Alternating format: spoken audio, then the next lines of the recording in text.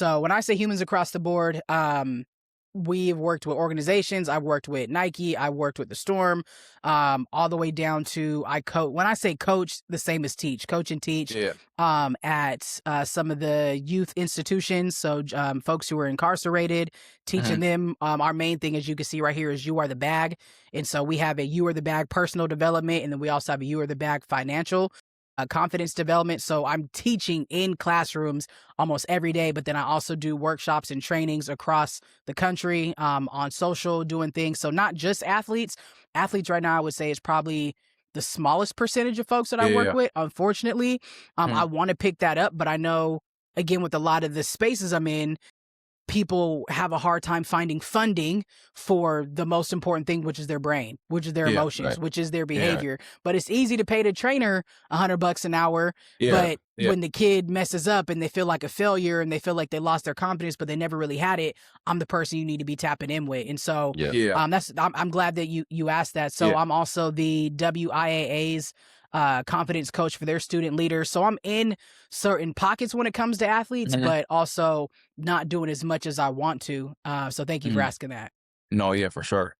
No, yeah, I like that, especially like, cause obviously coaches, depending on what it is, you're dealing with so many different types. Like you might, for example, if someone is a trainer, like you said, you might get a kid that doesn't really care about it, but their parents are putting them in it, like, oh, no, you're going to be good. Or I was wondering if, because you are this caliber coach, if you might get people that are already motivated, they're just looking to get unstuck or for that next level up. Is it mixed where it's like, are you trying to put ideas or switch people's mindsets? If that kind of makes sense, because I would say it this way. So to describe what I do, when I say I'm a purpose and confidence scientist, my research into the question you're talking about, male-centered, when I was doing my research for my doctorate, everything was surrounded by Black boys and men, basketball, football. It was extremely hard to find anything surrounding like women's sports or women coaches or women anything. And so that's why I always make sure like I have to put that out in front, is everything revolves around that piece and that thought process.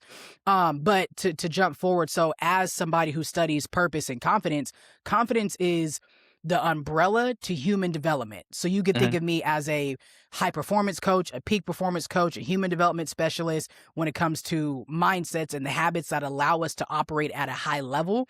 But the other piece beneath that is the emotional piece. So we use emotional confidence, but another term could be emotional intelligence. So I study neuroplasticity, I study self-efficacy, I study anything that helps somebody grow to be their best selves, which is why I say it's not just athletes, because it's a human thing. Like I study certain parts of the brain that feed into our prefrontal cortex that impacts our decision making, that impacts how we move, that impacts how we think and how we feel. So to not get super scientifically with it, our You Are the Bag is literally based off of a scientific way of how we are as humans. Because there's certain types of capital inside of our brain, and my research is based off of the multiple different types of capital. And so by saying you are the bag, there's capital inside of you, which means you are the person that is holding on to these assets. But if you don't know how to invest in them, here's that investment piece, right? So to get people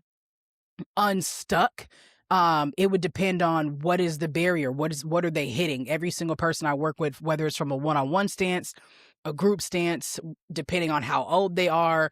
I mean, folks need coaching and counseling. And I'm very specific on saying, like, I'm not a counselor because I don't do trauma-informed work. I'm going to coach you up and challenge you into ways of growth, but we will have to get very serious on your identity, your authenticity, your self-awareness, because that influences everything else. Brick by brick,